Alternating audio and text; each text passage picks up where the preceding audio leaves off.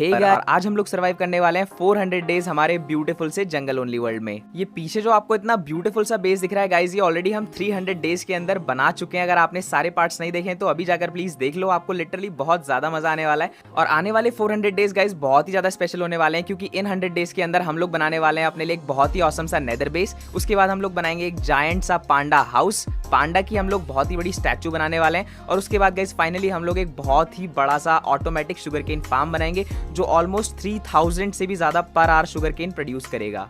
So guys day 301 शुरू हो चुका था, तो मैंने डिसाइड किया कि पहले मैं आप लोग को अपने बेस का एक छोटा सा टूर दे देता हूं। तो आप लोग देख सकते हैं हमारी विलेज की पॉपुलेशन कितनी ज्यादा बढ़ चुकी है, छोटे छोटे बेबी विलेजर्स भी यहाँ पर स्पॉन हो चुके हैं। और सामने हमारा जो वॉरियर का स्टैचू है गाइज, लिटरली बहुत ज्यादा अमेजिंग लग रहा है। और गाइज ये रही हमारी कैट, जिसका नाम हम लोग इन्हीं 100 डेज के अंदर रखने वाले हैं, वो भी आपके कमेंट से। और गाइज ये रहा वो आयरन गोलम, ये अभी भी मेरे से नाराज है और यहाँ पर अकेला घूम रहा है। और गाइज हमारे बाकी सारे पेट्स जो हैं वो हमारे एक्वेरियम के अंदर आप लोग देख सकते हैं आराम से चिल कर रहे हैं।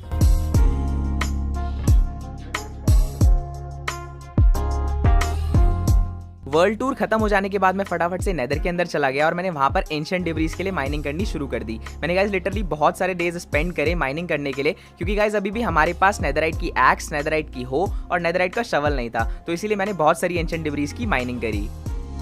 एक लंबे चले माइनिंग सेशन के बाद फाइनली मैं ओवरवर्ल्ड के अंदर वापस आ चुका था। और गाइस ओवरवर्ल्ड में आने के बाद सबसे पहले मैंने एक डायमंड की एक्स, एक डायमंड का शवल और एक डायमंड की हो बना ली। और उसके बाद मैंने अपने नेदराइट के इनगट्स का यूज करके इन सारी की सारी टूल्स को नेदराइट के टूल्स में कन्वर्ट कर दिया।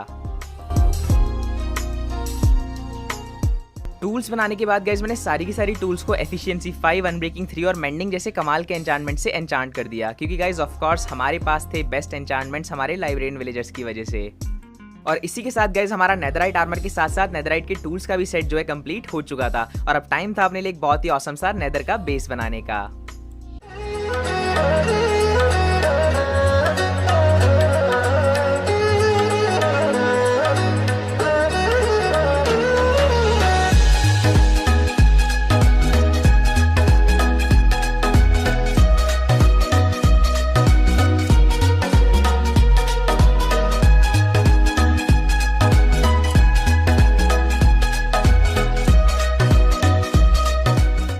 और गाइज फाइनली हमारा नेदर का बेस बनकर एकदम रेडी था। बट गाइज मैं आपको उसका टूर देता कि उससे पहले मुझे पिगलेंस ने और घास ने डिस्टर्ब कर दिया था, तो मैंने फटाफट से घास को निपटाया और अब टाइम था आप लोग को अपने नेदर बेस का एक टूर देने का। सो गाइज ये मशाल वाले पिलर्स वगैरह लगाकर मैंने ब्यूटीफुल सा रास्ता बनाया है अपने बेस के अंदर जाने का। आप लोग यहाँ से अंदर जाएंगे तो अरे यार नॉट अगेन गाइज, मैं जैसे आप लोग को टूर दे रहा था अंदर भी मेरा यहाँ पर पिगलेंस ने पीछा नहीं छोड़ा। आप लोग देख सकते हैं एक छोड़ो 2-3 यहाँ पर पिगलेंस स्पॉन हो गए थे। शायद से थोड़ा सा अंदर का एरिया डार्क रह गया था, तो मैंने फटाफट से इन पिगलेंस को निपटाया और अंदर मैंने देखा तो यहाँ पर एक ज़ॉम्बीफाइड पिगलेन भी था। तो मैंने सोचा कि क्यों ना मैं इसको भी मार दूँ, क्योंकि इसकी फौज अगर आएगी भी तो क्या हुआ, हम लोग अपने नेदर बेस के अंदर सेफ हैं। सो गाइज अब सब कुछ शांत हो चुका है और आप लोग देख सकते हैं हमारा बेस कितना बढ़िया लग रहा है। मैंने 2 छोटे छोटे से रूम्स बनाए थे, आप लोग देख सकते हैं। इस वाले के अंदर थोड़े ब्लास्ट फर्नेसेस वगैरह से मैंने डेकोरेट किया था। फर्नेस रूम है बेसिकली, कुछ क्राफ्टिंग टेबल्स वगैरह है। और यहाँ पर आप लोग देखेंगे तो यहाँ पर मैंने बैरल्स वगैरह का यूज़ करके और चेस्ट वगैरह का यूज़ करा है एक छोटा सा स्टोरेज रूम बनाने के लिए। तो गाइज आप लोग देख सकते हैं कैसा लग रहा है आपको बिल्ड, मुझे कमेंट सेक्शन में जरूर बताना। और गाइज हमारे छोटे से क्यूट से बेस का एक सेकंड फ्लोर भी है। अगर आप इन लेडर्स का यूज़ करके ऊपर जाएंगे तो आप लोग देखेंगे यहाँ पर मैंने आर्मर स्टैंड्स का यूज़ कर थोड़ा सा रूफ को डेकोरेट किया है। और अगर आप इसके ठीक अपोजिट साइड देखेंगे तो यहाँ पर मैंने एक एन्चांटिंग सेटअप बनाया है। ये एन्चांटिंग सेटअप भी लेवल 30 का एन्चांटिंग सेटअप है।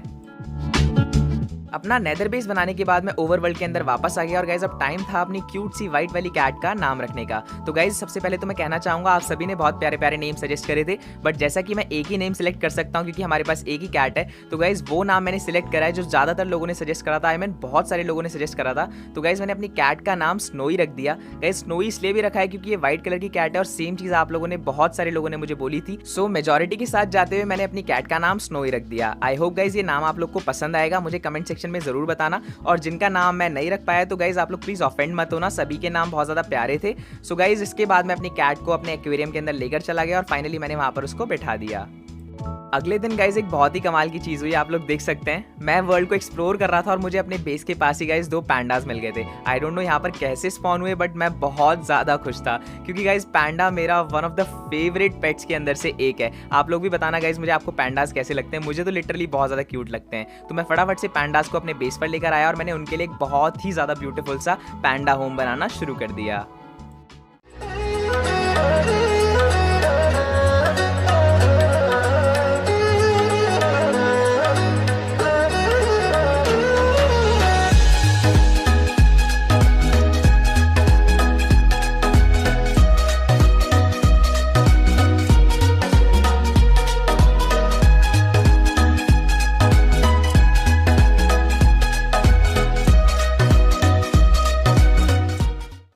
गाइज हमारा क्यूट सा बेबी पैंडा बिल्ड बनकर एकदम रेडी था और मैंने पैंडास को भी उसके घर के अंदर शिफ्ट कर दिया था। और गाइज आप लोग देख सकते हैं मैंने मेलन्स का यूज़ करके बैम्बू बनाने की कोशिश करी है और लिटरली ये पैंडा बहुत ज़्यादा क्यूट लग रहा है। इसके बाद गाइज मैंने जाकर फटाफट से अपने पैंडास की ब्रीडिंग करा दी और एक बहुत ही क्यूट सा बेबी पैंडा वहाँ पर स्पॉन हो गया था। और गाइस सरप्राइज यही था कि आप लोग को इन तीनों पैंडास के लिए नेम सजेस्ट करने हैं मुझे कमेंट सेक्शन के अंदर। इस पैंडा फैमिली का हम लोग क्या नाम रखें, इनके बेबी का और इन दोनों कपल का हम लोग को क्या नाम रखना है, प्लीज आप लोग मुझे कमेंट सेक्शन के अंदर जरूर बताना। पैंडास की तो फैमिली शुरू हो चुकी थी बट अब टाइम था द एपिक एंडर ड्रैगन और विदर बॉस बैटल का। हम लोग एंडर ड्रैगन और विदर बॉस को साथ में स्पॉन कराकर उनके साथ बैटल करने वाले थे और उन्हें बीट करने वाले थे। तो इसीलिए मैंने फटाफट से लाइब्रेरियन वाली ट्रिक का यूज किया और थॉर्न्स 3 लेने के लिए तैयारी शुरू कर दी। बट गाइज मैंने जितना सोचा था इस प्रोसेस में उससे कहीं ज़्यादा टाइम लग गया। बट फाइनली हमारे पास थॉर्न्स 3 आ चुका था और आप लोग देख सकते हैं थॉर्न्स 3 लेने के लिए मैंने कितने सारे लाइब्रेरियन विलेजर्स बना डाले। गाइज जितने विलेजर्स नए पैदा हुए थे मैंने सभी को लाइब्रेरियन बना दिया था सिर्फ थॉर्न्स 3 लेने के लिए। तो गाइज मैंने थॉर्न्स 3 की इसके बाद बहुत सारी बुक्स खरीदी और जब मैं अपने आर्मर पर थॉर्न्स 3 अप्लाई करने गया तो मेरे को ध्यान आया कि मेरा लेवल बहुत कम हो चुका है। तो इसलिए मैं फटाफट से अपना लेवल बढ़ाने के लिए अपने स्केलेटन एक्सपी फार्म में चला गया। स्केलेटन फार्म में आने के बाद मैंने अपने ऑक्सीडाइज हुए कॉपर को चमकाया वापस से और उसके बाद मैंने काफ़ी सारे स्केलेटन्स को मारा और जैसे ही मेरा लेवल इनफ हो गया मैं वापस गया और अपने नेदरराइट के आर्मर पर मैंने थॉर्न्स 3 अप्लाई कर लिया। और गाइस अभी मैंने सिर्फ हेलमेट पर ही अप्लाई करा था कि हमारा एनविल ऑलरेडी ब्रेक हो चुका था। तो इसके बाद मेरे को ध्यान आया कि मेरे पास एक और एनविल पड़ा हुआ है हमारे एन्चांटमेंट सेटअप वाली चेस्ट में। तो मैं वहाँ से एनविल लेकर आया, मैंने एनविल लगाया और दोबारा से अपने बूट्स पर भी अप्लाई कर लिया। और गाइस इसके बाद हमारा लेवल एक बार फिर से बहुत ज़्यादा कम हो चुका था तो मैं फिर से अपने एक्सपी फार्म में चला गया अपना लेवल बढ़ाने। मैंने काफ़ी टाइम तक स्केलेटन एक्सपी फार्म यूज़ करा और अपना लेवल बढ़ाने के बाद मैं एक बार फिर से अपने बेस पर वापस आ चुका था और अब हमारा लेवल इतना हो चुका था कि हम अपने बचे हुए आर्मर पीस पर भी थॉर्न्स 3 को अप्लाई कर सकते थे।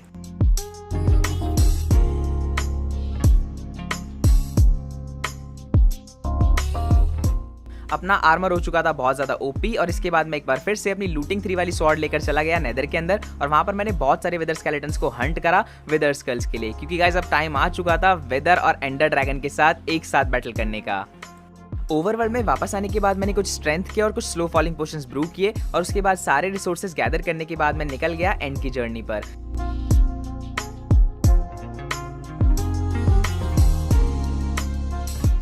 फाइनली मैं एंड डायमेंशन के अंदर पहुंच चुका था और वहां पर पहुंचने के बाद मैंने एक एक करके सारे के सारे एंड क्रिस्टल्स को लगा दिया और अब एंडर ड्रैगन गाइस स्पॉन होने ही वाला था। आप लोग देख सकते हैं एनिमेशन शुरू हो गई थी और अब इसका मतलब है कि एंडर ड्रैगन स्पॉन होने वाला था। और मीन टाइम में मैंने फटाफट से वेदर को स्पॉन करने की तैयारी कर ली। मैंने सोल सैंड लगाई और उसके ऊपर एक एक कर वेदर स्कल लगाई और गाइज आप लोग देख सकते हैं हमारे सामने विदर बॉस स्पॉन हो चुका था। तो गाइज अब एपिक बैटल शुरू होने ही वाली थी। मैंने फटाफट से एक एन्चांटेड एप्पल खाया और विदर जैसे ही ब्लास्ट हुआ मैंने उसके बाद उस पर अटैक शुरू कर दिया।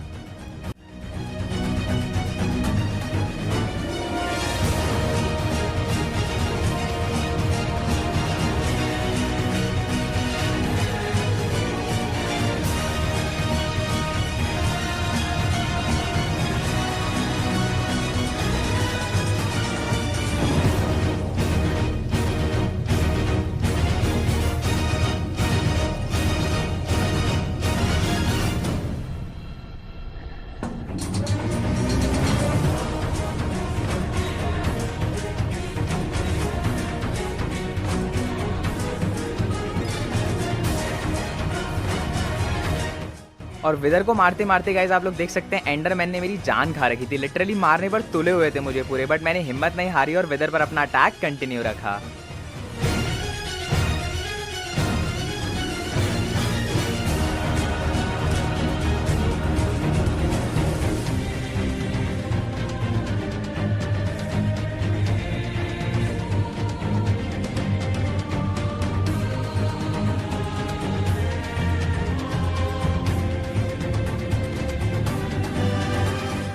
फाइनली गाइज काफ़ी देर चली इंटेंस बैटल के बाद मैंने विदर बॉस को तो निपटा दिया था, बट एक बहुत ही ज़्यादा वियर्ड चीज़ हुई गाइज। विदर को मारने के चक्कर में मैंने नोटिस ही नहीं किया यहाँ पर मेरे को एंडरमैन फिर से परेशान करे जा रहे थे यार। मैंने फटाफट से वाटर बकेट डाली और एंडरमैन को मारा। हाँ तो गाइज मैं ये बता रहा था कि मैंने जब ध्यान दिया तो गाइज यहाँ पर एंडर ड्रैगन स्पॉन ही नहीं हुआ। ये कैसे हो सकता है यार, मुझे खुद समझ नहीं आ रहा था ये क्या हुआ, कोई ग्लिच था या क्या था। बट फिर मेरे को रियलाइज़ हुआ शायद विदर ने उसके कोई टावर को ब्लास्ट कर दिया होगा या कोई डैमेज कर दिया होगा, शायद इस वजह से कोई प्रॉब्लम हो गई और हमारा एंडर ड्रैगन स्पॉन ही नहीं हो पाया गाइज़। तो गाइज़ ये बहुत ज़्यादा सरप्राइज़ की तरह था मेरे लिए भी, बट एनीवे अब क्या कर सकते हैं। तो मैंने थोड़ा सा एंजॉय करने के लिए एंड क्रिस्टल्स को अपने परफेक्ट एम से डिस्ट्रॉय करना शुरू कर दिया। एक के बाद एक मैंने काफ़ी सारे एंड क्रिस्टल्स को डिस्ट्रॉय किया और उसके बाद मैं फाइनली ओवरवर्ल्ड में वापस आ गया। और ओवरवर्ल्ड में वापस आने के बाद गाइस कुछ देर तक तो मैं एलाइट्रा का यूज़ करके इधर उधर उड़ रहा था और अपने ब्यूटीफुल से क्यूट से पांडा को देख रहा था और अपने बेस का बेसिकली ऊपर की तरफ से एरियल व्यू एंजॉय कर रहा था।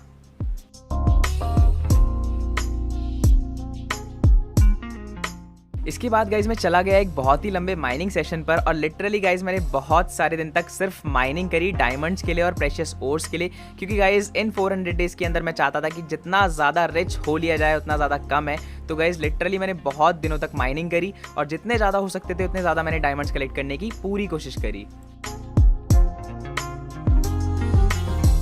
एक लंबी चली माइनिंग ट्रिप के बाद मैं फाइनली अपने बेस पर वापस आ चुका था और अपने बेस पर आने के बाद सबसे पहले मैंने अपने पेट्स को जाकर उनका हालचाल पूछा और वहाँ पर देखा कि मेरे पेट्स क्या कर रहे हैं और वो खुश हैं या नहीं है। और इसके बाद मैं चला गया काफ़ी दूर अपने बेस से बहुत सारी डर्ट माइन करने के लिए। और गाइज मैंने काफ़ी टाइम तक बहुत सारी डर्ट माइन करी क्योंकि अब फाइनली टाइम आ चुका था अपने लिए एक बहुत ही जायंट सा completely automatic sugarcane farm बनाने का। गाइज इतना बड़ा शुगर केन फार्म मैंने अब तक नहीं बनाया है अपने पूरे माइनक्राफ्ट के करियर में। सो मैं डर्ट कलेक्ट कर वापस आ चुका था अपने बेस पर और अपने बेस पर आते ही मैंने फटाफट से अपना ऑटोमेटिक शुगर केन फार्म बनाना शुरू कर दिया।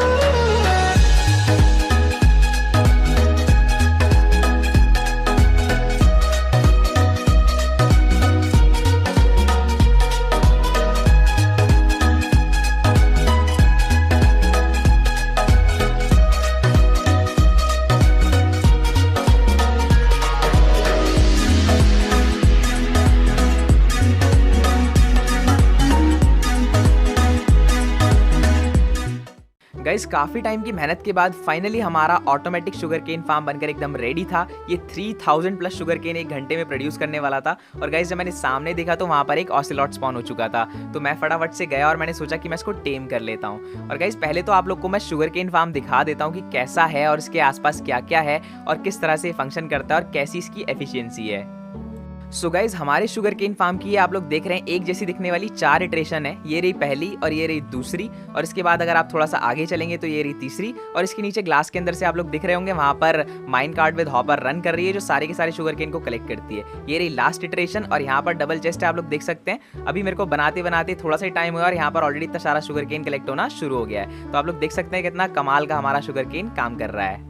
इसके बाद गाइज मैंने काफ़ी देर ऑसिलॉट को ढूंढा हमारे फार्म के अंदर, बट मुझे ऑसिलॉट फिर भी नहीं मिला। शायद से वो डीस्पॉन हो गया था। मेरे हाथ में फिश थी बट हमें ऑसिलॉट मिल ही नहीं रहा था। इसके बाद गाइज मैंने देखा कि पास वाली ट्री के ऊपर एक और नया ऑसिलॉट स्पॉन हो गया था। तो मैं गया और मैंने फटाफट से उसे टेम करने की कोशिश करी और इसी चक्कर में मैं नीचे भी गिर गया। बट इसके बाद गाइज मुझे ध्यान आया कि ऑसिलॉट को टेम कर ही नहीं सकते हैं। माइनक्राफ्ट के नए वर्जन के अंदर हम लोग ऑसिलॉट का खाली ट्रस्ट जीत सकते हैं, उसे कंप्लीटली टेम करना पॉसिबल नहीं है। और गाइज ऑसिलॉट को टेम करने के चक्कर में मेरे ऊपर ज़ॉम्बीज की पूरी झुंड ने हमला कर दिया था जो कि हमारे ऑटोमेटिक शुगर केन फार्म के एकदम नीचे स्पॉन हो गए थे। यहाँ पर काफी सारा डार्क एरिया था तो इस वजह से शायद बहुत सारी मॉब स्पॉन हो गई थी। और गाइस द नाइटमेयर, मेरे ऊपर गाइस बेबी ज़ॉम्बी ने भी हमला कर दिया था और एक पल के लिए तो मुझे लगा कि अब मेरा कहानी यहाँ पर खत्म हो गई।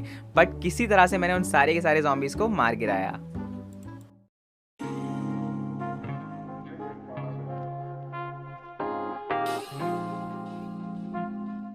एक बढ़िया फाइट के बाद मैं थोड़ी देर रेस्ट करना चाह रहा था। तो गाइज इसीलिए मैं एक बार फिर से माइनिंग ट्रिप पर आ चुका था और यहाँ पर मैंने काफ़ी टाइम तक माइनिंग करी डायमंड्स वगैरह ढूंढने के लिए, क्योंकि गाइज मैं वीडियो को एंड करना चाह रहा था एक बहुत ही ज़्यादा ऑसम चीज़ से। मैं सोच रहा था कि क्यों ना एक कंप्लीट डायमंड का बीकन बना लिया जाए। गाइज हमारा जो सबसे पहला बीकन था हमारे वर्ल्ड का, मैं उसे पूरा का पूरा डायमंड का बनाने वाला था। तो इसलिए जितने मेरे पास दिन बचे थे मैंने सारे के सारे दिनों में बहुत सारे डायमंड्स के लिए माइनिंग करी।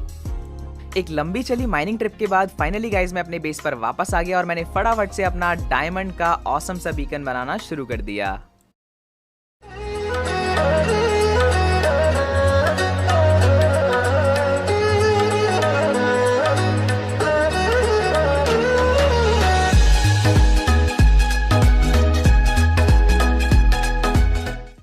इसी के साथ गाइज हमारा फुल डायमंड का बीकन बनकर एकदम रेडी हो चुका था और हमारे वर्ल्ड के 400 डेज भी हो चुके थे कंप्लीट। तो गाइज इस वीडियो का लाइक फटाफट से आप लोग अगर चैनल को सब्सक्राइब नहीं करके रखे हो तो फटाफट से चैनल को सब्सक्राइब कर दो और मेक श्योर कि आप बेल नोटिफिकेशन भी दबा दो सो दैट आपको मेरी आने वाली वीडियोस की नोटिफिकेशंस मिलती रहे।